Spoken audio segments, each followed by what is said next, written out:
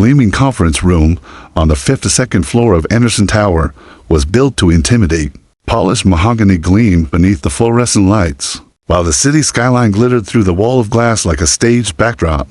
Executives shifted uneasily in their leather chairs, murmuring among themselves, their polished watches catching the light with every nervous movement. The Osaka expansion deal sat neatly in binders before them, worth billions. Perhaps the most ambitious move in the company's history. They had come expecting numbers, charts, and Robert Anderson's commanding voice. What they had not expected was the sight that entered with him. Robert pushed the wheelchair himself, his powerful frame stiff, his jaw set in stone. The man who rarely showed emotion betrayed a flicker of something softer when his hand rested on his son's small shoulder. 7-year-old Kai Anderson sat strapped into a specialized chair, his thin arms folded carefully across his lap. His body was frail, motion limited by the disease that held him captive, yet his eyes sharp, dark, and alive swept the room like a searchlight. He seemed to see everything, to weigh every twitch, every whisper, every nervous glance, and his silence carried more weight than all the executives combined. "Ladies and gentlemen," Robert said, his voice clipped, precise, commanding attention. "Instantly, my son has something to contribute to today's discussion." Chairs creaked as men and women shifted. Some raised eyebrows. Others stole glances at the boy who had suddenly become the center of their world. No one dared to speak, but the discomfort was palpable. Everyone knew the story. The Japanese wife who had died giving birth. The diagnosis that had left Kai's body paralyzed by 2. Though his mind remained unbroken, they had heard whispers of his brilliance, his obsession with Japan, his mother's homeland. But here, in this room where fortunes were decided, what could a child possibly contribute? Kai's lips parted. The sound that emerged was not the metallic voice of the tablet they had seen him use in rare public appearances, but a fragile, human voice. Strained, yes, each syllable dragged from his chest with effort, but clear, deliberate, and entirely in Japanese.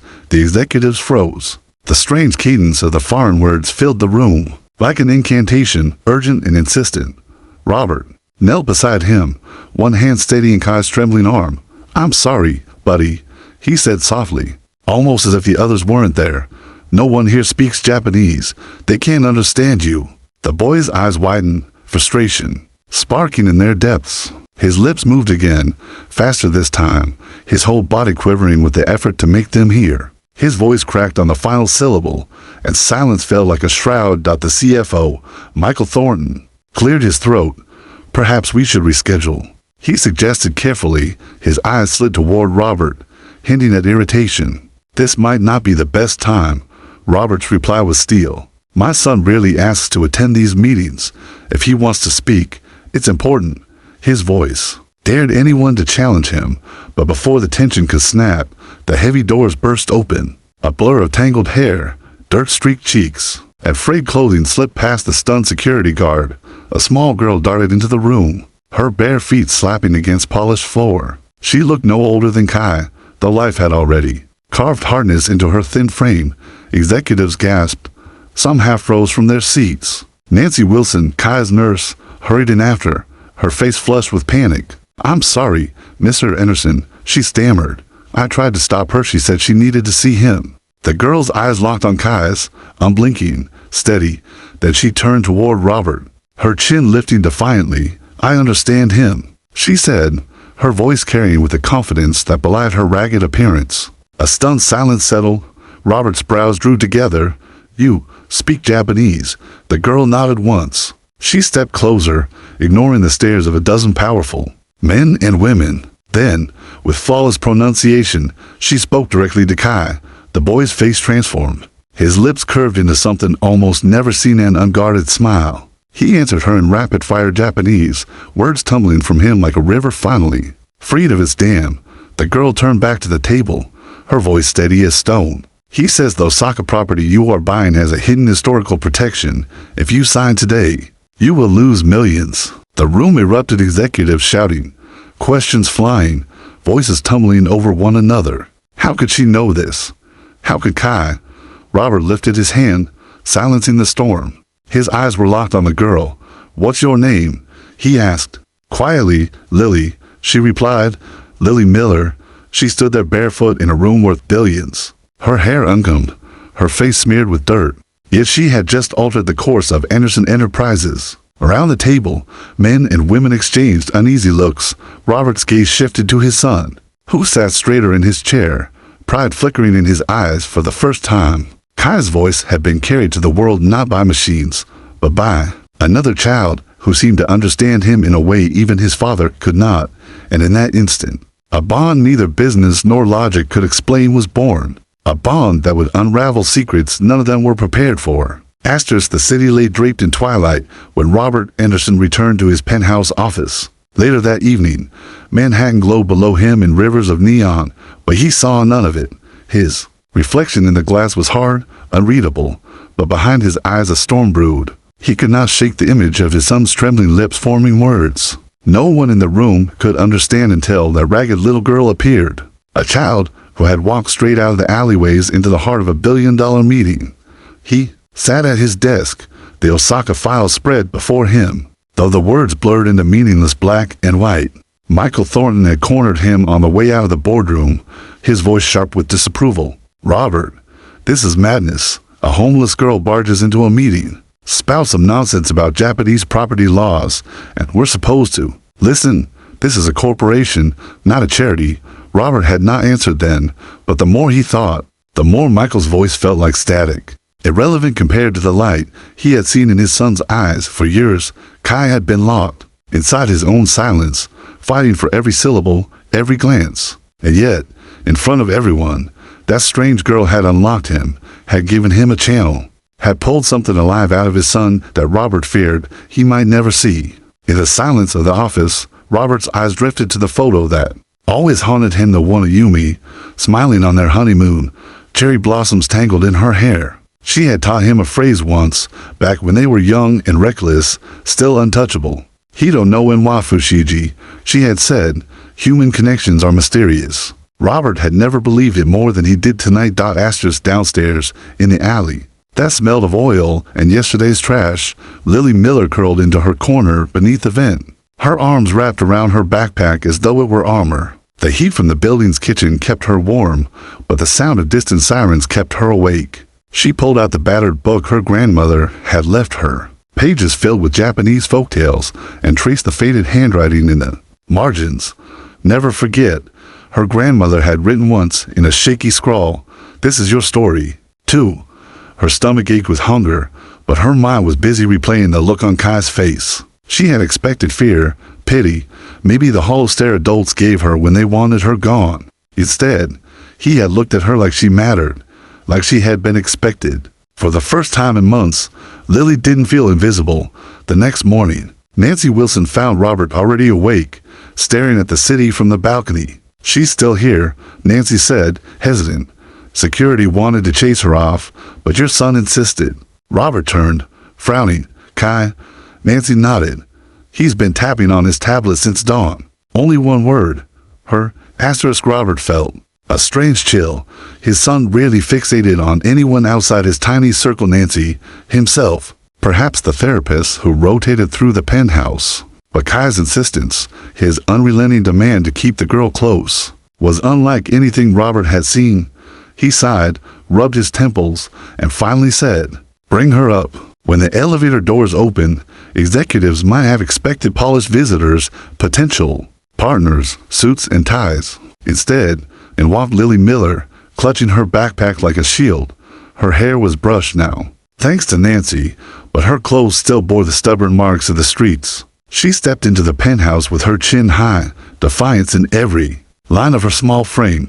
Kai was waiting in the sunlit corner of the room, his wheelchair positioned near the window, his books stacked neatly around him. His eyes lit up the moment he saw her.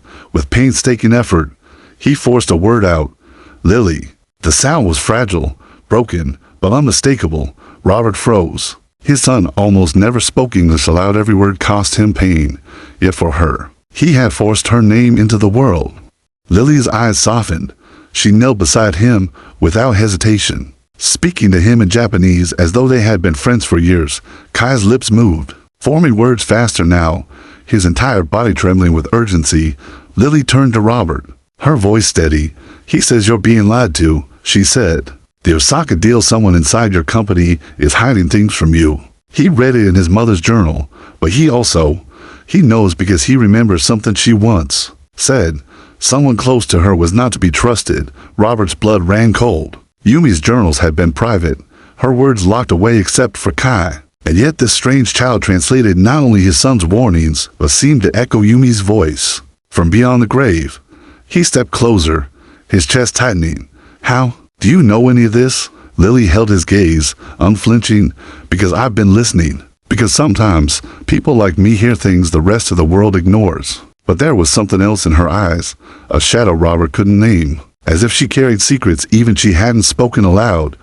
For a moment, the weight of his empire, the skyscrapers, the billions, the meetings, all of it faded. All that remained was his fragile son, this strange girl, and the unshakable feeling that destiny had just walked into his home.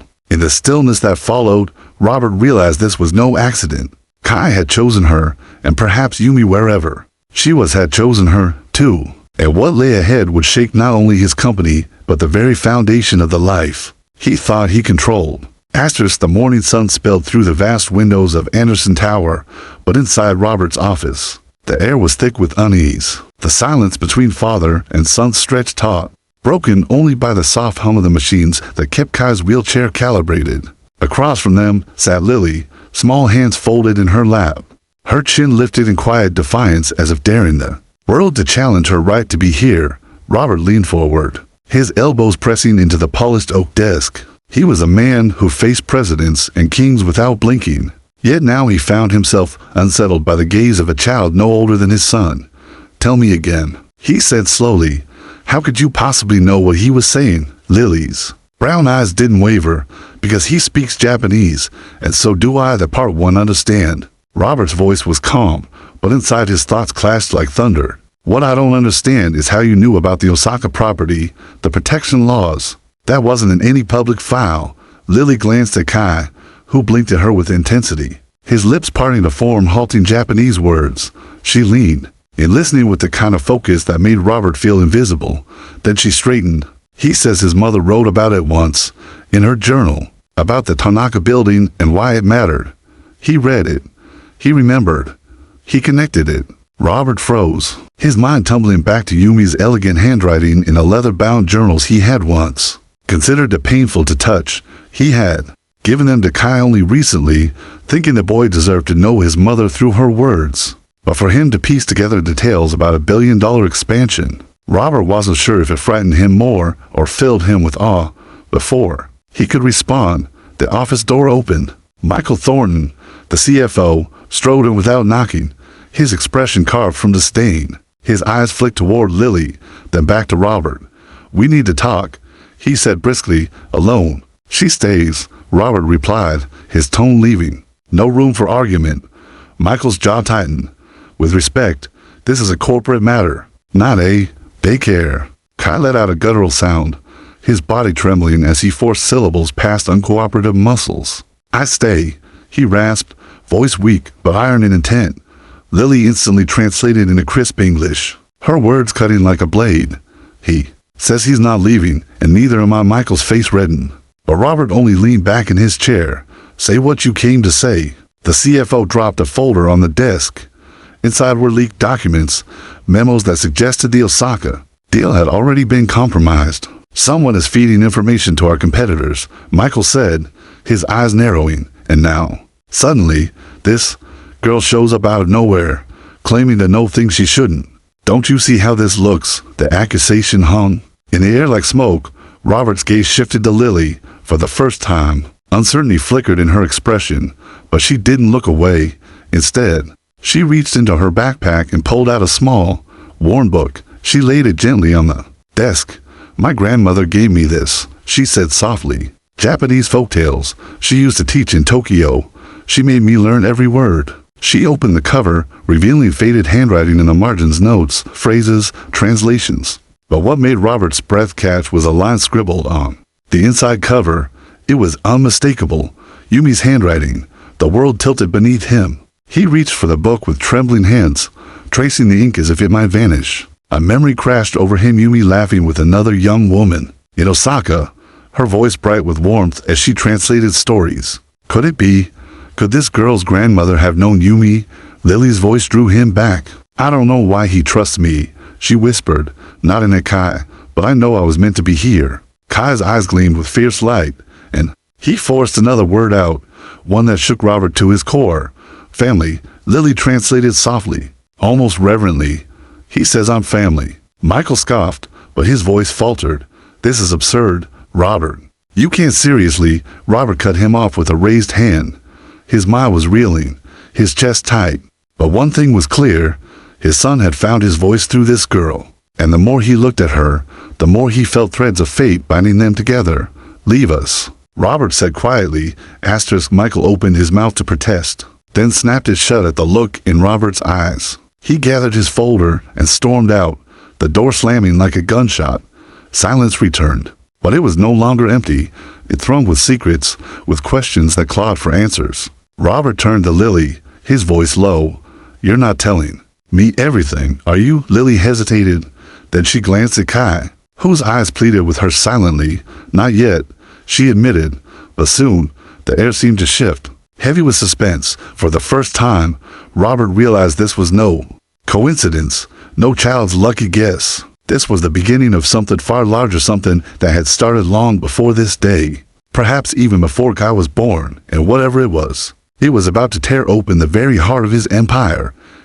Night draped itself over Manhattan like a heavy curtain, but Robert Anderson sat awake in his penthouse office, his tie loosened, his sleeves rolled up.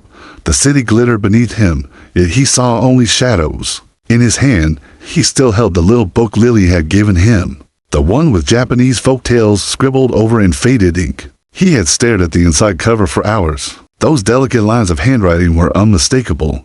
Yumi's hand, his late wife's presence whispered from the page like a ghost. But how had a homeless girl come to possess something Yumi once touched? He closed the book and pressed it against his forehead, his chest heavy with questions he could not yet ask. Lily was asleep now, curled up in the guest room Nancy had insisted she use for the night. She had resisted, claiming she didn't need a bed. But Kai had blinked at her with such intensity she had finally relented. Robert had checked on them once before retreating here. His son had fallen asleep with his head turned toward Lily's bed, a faint peace in his expression Robert hadn't seen in years. It unsettled him more than it comforted him. When dawn came, Robert did not rest. Instead, he summoned a private investigator he trusted, a man named Alvarez who had been with him through more than one corporate war. The girl, Robert said simply, sliding Lily's name scrawled on a piece of paper. Lily Miller. I need everything. Her past, her family, where she came from. No one can know you're working this. Not even my CFO. Alvarez raised an eyebrow. You think Thornton's involved? Robert's jaw tightened. I don't know what I think. Just find me the truth. By the time Lily awoke, the penthouse was humming with quiet activity. Nancy made her pancakes, the first real meal the girl had eaten in weeks. She devoured them with wide-eyed caution, as if afraid the plate would vanish. Robert watched from a distance, studying her every gesture, every word exchanged with Kai. His son's voice was strained, but alive, forcing syllables past stubborn muscles while Lily translated into English with effortless clarity. She didn't just carry his words, she carried his intent. Kai's voice cracked on a word that sent a shiver through Robert's spine. Danger. Lily's eyes flicked up, serious. He says someone close to you is trying to betray the Osaka deal. Someone on your team. Robert's blood went cold. That word again. Betrayal. Yumi's journal had warned of it in vague lines, scribbled during late nights when she was pregnant. And now his son, echoing through a girl who had appeared out of nowhere, was speaking the same warning. That afternoon, Alvarez returned with his first findings. The girl is who she says she is. He reported, Lily Miller, 7 years old. Her grandmother raised her after her mother died. Grandmother taught English in Tokyo for years, worked closely with several Japanese universities. But there's no record of the father, none. It's a blank space. Robert frowned, flipping through the folder Alvarez laid before him. Documents, photographs, scraps of a life lived on the edges. The grandmother's face smiled out from one picture familiar somehow, though Robert couldn't place why. And Lily, he asked quietly. She's been on the streets since her grandmother passed 6 months ago. Foster care placed her, but she ran within weeks. Abused. She's been living near your building since then. Robert closed the file, his pulse heavy in his ears. Something didn't fit. A grandmother with ties to Japan. A girl fluent in Japanese at 7. A missing father. And Yumi's handwriting in her book. The threads twisted together like a rope tightening around his throat. That evening, Kai insisted Lily join him again by the window. Books about Osaka spread around them. His voice rasped with effort, but he refused to stop. Lily translated each phrase, her tone calm, steady, as though she had been born for this. Suddenly, Kai's eyes sharpened, and he forced a name out, his voice cracking with urgency. Sato. Lily repeated it softly. He says, Sato. He says you can't trust him. Robert stiffened. The name hit him like a hammer. Hiroshi Sato. One of his Osaka contacts, a man central to the expansion. The man who had courted Anderson Enterprises with promises of partnership. The very deal hinged on his cooperation. How do you know that name? Robert demanded, his voice harsher than he intended. Kai's body shook, his lips forming halting words. Lily leaned closer, listening. He says, his mother wrote it once. She said the Sato family hides behind respect but deals in shadows. And he says, he remembers her, crying when she spoke the name. Robert felt the blood drain from his face. Yumi had never spoken of Sato to him, not once. Yet here was his son, channeling warnings through a homeless girl with a doll and a folktale book. He looked at Lily, who was watching him with those bright, unblinking eyes. You knew this would come, Robert whispered. Lily shook her head slowly. No, but I think your son did. Before Robert could press further, the penthouse phone rang. Michael Thornton's voice crackled through, tense and clipped. Robert, you'd better get down here. The Tokyo office just confirmed something about Sato. You're not going to like it. Robert's grip tightened on the phone. He glanced back at his son and the girl who sat beside him. Kai's eyes burned with urgency. Lily's small hand clenched the edge of her chair, as if bracing for a storm. And in that moment Robert understood. This was no longer just about Osaka. It was about family secrets buried across continents, about betrayal that stretched back to Yumi's past, and about two children bound together by something neither could explain. The storm was only beginning. The boardroom of Anderson Enterprises had never felt so hostile. The long table gleamed under recessed lighting, the air sharp with the scent of fresh coffee and nervous sweat. Executives whispered in low tones as Robert Anderson strode in, his presence commanding but shadowed by exhaustion. Behind him, Nancy wheeled Kai into the room, his frail body upright with effort. Lily walking at his side like a soldier guarding a king. The contrast between the billionaire, his paralyzed air, and the homeless girl made the room bristle with discomfort.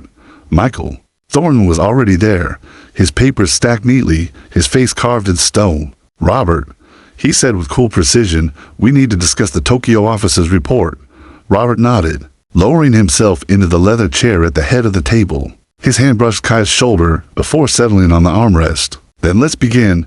Michael clicked a remote, and the screen behind him lit up with documents. Contracts, red stamps across them. The Tanaka property is compromised. Historical protections buried deep in municipal codes. If we sign, we'll be locked into years of litigation and lose millions. But that's not all. Hiroshi Sato has been meeting privately with our competitors. He is positioning himself to gut our expansion from the inside. Gasps rippled across the room. Executives exchanged sharp looks, fear tightening their throats. Robert's voice was steady, but his knuckles whitened against the table. Why was this not uncovered sooner? Michael's eyes flicked toward Kai and Lily. Perhaps because we've been relying on unconventional sources. His tone dripped with disdain. Street children and strained whispers instead of professionals. Lily stiffened, her small hands curling into fists, but before she could speak, Kai did.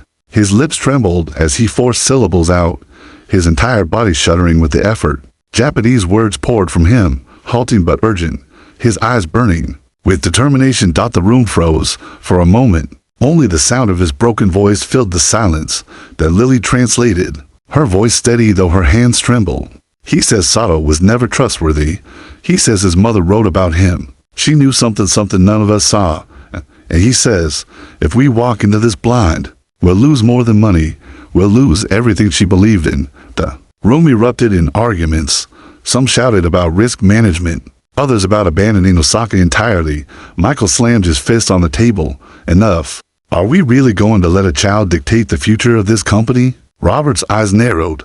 That child has already saved this company more than once. Michael leaned forward, his voice low and dangerous. And what happens when he's wrong, Robert? What happens when his fantasies and this girl's lies cost us billions? Shareholders don't forgive fairy tales. The words cut deep. But Robert didn't flinch. Instead, he turned to Kai. His son's face was pale, sweat beading his brow, yet his eyes held steady.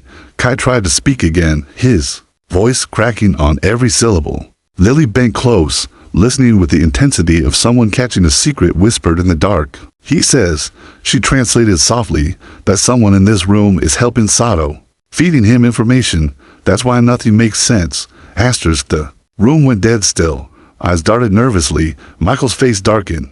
That's an outrageous claim. He snapped. Do you have proof, or just a child's paranoia? Robert rose to his feet slowly, the weight of the empire pressing down on him. Proof or not, I've learned never to ignore my son.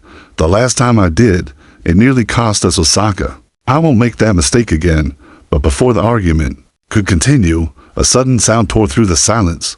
Kai's breath hitched violently, his small body convulsing in the chair. His head slumped forward as his lips moved weakly, no sound emerging this time. Kai. Robert was at his side in an instant, his composure shattering. Nancy rushed forward, adjusting the chair supports, her voice urgent. He's exhausted, Mr. Anderson. He's been pushing himself too hard. Lily dropped to her knees beside him, clutching his trembling hand. Stay with me, she whispered in Japanese, tears welling in her eyes. Don't leave me now. Asterisk. The executives watched, their corporate arguments forgotten as the fragile boy gasped for air. His father's powerful hands trembling as they held him. The empire, the billions, the deal, all of it shrank to nothing in that moment. After what felt like an eternity, Kai's breathing steadied, though his face remained drained of color. His eyelids fluttered weakly, and he forced one final whisper. Lily bent low, listening, then lifted her head, her voice breaking. He says, don't trust Michael. The words landed like a thunderclap. The room erupted again, voices clashing, but Robert heard nothing except the pounding of his heart. His son had risked everything to deliver that message, and Robert knew one thing for certain, whether it was truth or not, he could no longer dismiss it. As security escorted the executives out, Robert remained by his son's side, one hand clutching. Kai's Lily sat close, refusing to move, her eyes fierce with loyalty. Asterisk. In that quiet aftermath, Robert understood something terrifying. This was no longer just about corporate betrayal. It was about survival, his sons, his companies, perhaps even his families, and the storm outside was only growing darker. Rain lashed against the glass walls of Anderson Tower that night, the storm outside echoing the storm inside Robert Anderson's chest. He stood in his office long after the boardroom debacle. The city spread below him like a restless sea of lights. His son's fragile voice still haunted him. Don't trust Michael. Those three words had the weight of dynamite, and Robert knew. If he struck the wrong match, his empire could explode from within. Asterisk. Kai was asleep in his room, his body weak from the ordeal, but his face serene, a faint smile curving his lips. Lily refused to leave his side, sitting in a chair beside the bed, her small fingers curled around his hand as though she were guarding the most precious treasure in the world. Robert had paused at the doorway to watch them earlier, a strange feeling tugging at him. For years, Kai had lived in silence, surrounded by nurses, therapists, and machines. But with Lily there, it was different. His son seemed alive. And yet, Robert's instinct screamed that Lily's presence was not mere coincidence. That little book, Yumi's handwriting inside its cover, her grandmother's ties to Japan threads were pulling together in ways he couldn't explain. He needed answers, and he needed them now. By dawn, Alvarez, his private investigator, was waiting in Robert's office, his trench coat dripping from the rain. He laid out a new folder, the contents darker than Robert had expected. Michael Thornton, Alvarez began, his tone flat, has been quietly transferring funds through shell accounts connected to Sato's business partners. Nothing overt enough to trigger alarms, but the trail is there. He's feeding information. He's been compromised. Robert's fist clenched against the desk. His son had been right, again. But Alvarez wasn't finished. He slid another photograph across the table. A black and white image of two women in Osaka, smiling together in front of a university gate. One was unmistakably Yumi, the other was Lily's grandmother. They knew each other, Alvarez said. Friends, maybe colleagues. There are letters, too, archived at the university. Some of them mention a child Yumi worried about before she even married you. Robert's blood ran cold. A child. Alvarez nodded slowly. The letters aren't clear, but there's something there. Something she never told you. Robert pressed his hands against the desk, his heart pounding. Memories of Yumi came rushing back, her long absences during their courtship, her sudden silences when certain names came up. The way she sometimes stared at the horizon as though seeing another life. Could Lily's presence in his life now be more than fate? Could it be blood? Before he could dwell further, the office door burst open. Michael Thornton strode in, his face taut with fury. I know what you're doing, Robert, he snapped. Digging into me, whispering to your investigators. You think you can pin this subtle mess on me? I've given 20 years to this company, 20 years cleaning up after your grief and your distractions. Robert straightened slowly, his eyes narrowing. My grief is none of your concern. Betrayal, however, is. He slid the damning folder across the desk. Care to explain this? Michael's face went pale at the sight of the documents. For a moment, he looked like a man cornered. Then his composure snapped and his voice rose. You're letting your crippled son and some gutter rat dictate the future of this empire. This is madness. Robert, you're not thinking clearly. You're being played. The door creaked open again. Lily stood there, her small frame trembling, but her eyes burning with fire. No, she said, her voice steady. You're the one playing him. You're the one lying. Michael sneered. And what are you, little girl? You think because you can parrot a few Japanese words you belong here. You're nothing. You don't even have a roof over your head. Robert's voice thundered across the room. Enough. He slammed his hand down, the sound reverberating off the glass walls. That nothing has saved this company twice already. Something you failed to do. Get out, Michael. Now, Michael's face contorted with rage. He leaned close, his voice low, venomous. You're making a mistake, Robert. A mistake that will destroy everything you built. When this empire crumbles, remember it was that boy and that girl who brought you down. He stormed out, the door rattling in his wake. Silence lingered, broken only by the sound of rain against glass. Robert turned to Lily, who stood rigid, her fists clenched. He knelt down to her level, his voice soft. There's more you're not telling me, isn't there? Lily swallowed hard, her eyes glistening. She glanced toward the hallway, where Kai's room lay, as if seeking his silent permission. Then she whispered, almost too soft to hear. Your wife and my grandmother, they were more than friends. They shared secrets. And one of those secrets has everything to do with why I'm here. Robert's breath caught. His empire teetered. On the brink of collapse, his CFO was a traitor. And now this little girl, this stranger, who spoke his son's heart, was holding the truth. That could rewrite his entire past. As thunder rolled across the sky, Robert understood that the greatest storm had not yet arrived. The truth Lily carried would not just shake his company, it would shatter his life. Asterisk, the storm had passed by morning, but the city outside Anderson Tower felt uneasy, like the world was holding its breath. Inside the penthouse, Robert Anderson paced the length of his office, his tie abandoned, his sleeves rolled to his elbows. His empire was cracking, and he could feel the tremors in his bones. Michael Thornton was gone, forced out after years of loyalty twisted into betrayal, but Sato still hovered like a shadow across the Osaka deal. Every move Robert made was watched, every message intercepted, and now, on top of it all, Lily's whispered confession replayed in his mind like a broken record. Your wife and my grandmother shared secrets, and one of those secrets has everything to do with why I'm here. He couldn't let it go. Not now. Not after Yumi's handwriting in Lily's book. Not after the photo of them together in Osaka. He needed the truth. When Robert entered Kai's room that morning, he found his son awake, propped up against his pillows. Lily sat at his side, brushing crumbs from his blanket where she had shared her toast with him. They looked like the halves of the same soul, one frail, but burning with intellect, the other hardened by the streets, but unbroken in spirit. Robert hesitated at the doorway, suddenly unsure of how to begin. But Kai's eyes met his, sharp and unflinching, and Robert realized his son already knew what he had come for. I need to understand, Robert said, his voice low, Lily, what did you mean last night? The girl glanced at Kai, who gave the faintest nod, his lips parting to form halting Japanese words. Lily listened, her head bowed close to his, then lifted her gaze to Robert.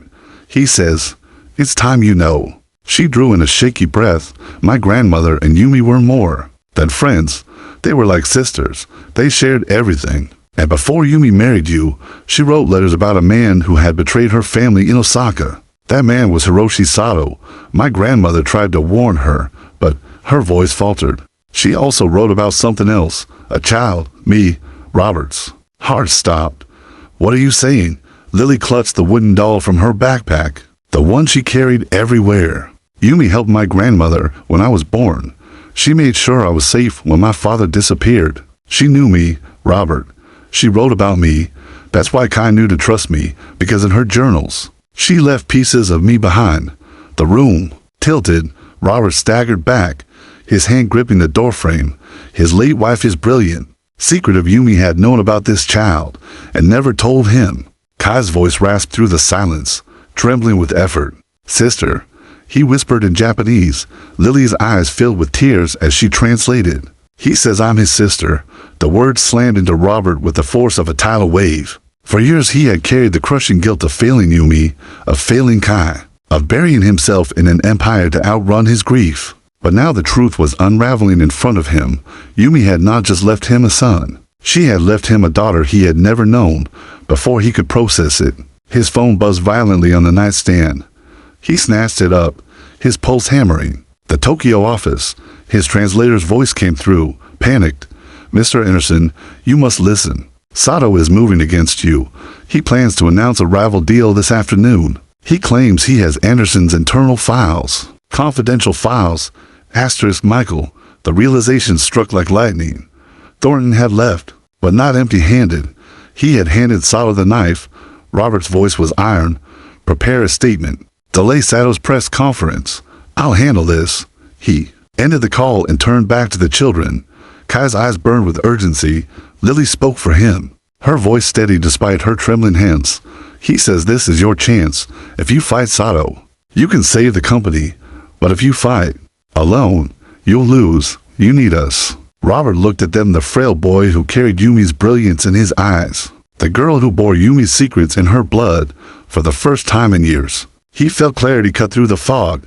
The empire, the billions, the skyscrapers, they meant nothing if he lost what Yumi had left him. Hours later, the world watched as Robert Anderson strode onto a stage in Tokyo, Kai and Lily at his side. The press swarmed, cameras flashing, reporters shouting across the city.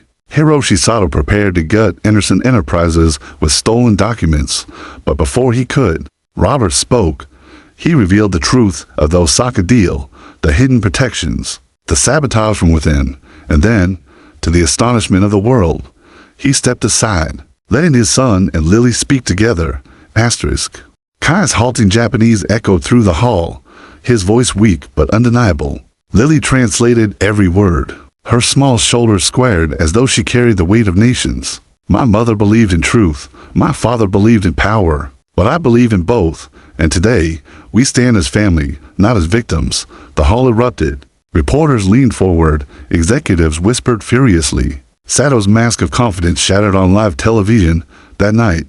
When it was done, when the Osaka deal was secured and Sato exposed, Robert returned to his penthouse with the children. He stood at the window, staring at the city lights. For years he had been a man haunted by ghosts. But now, for the first time, he felt something different. He turned to them, his son in the chair, his daughter on the couch with her doll hand. Felt the edges of his heart stitched back together. Family. That was the word Yumi had whispered to him once under cherry blossoms. And it was the word Kai had forced out with all his fragile strength. And now, at last, Robert understood. The empire could fall. The towers could crumble. But with these two children, his family would endure. The shocking reveal was not betrayal, not Sato's treachery, not even Michael's downfall. It was this. Yumi had left him more than grief. She had left him a legacy of blood, of love, of voices that could not be silenced. And for the first time in years, Robert Anderson allowed himself to weep.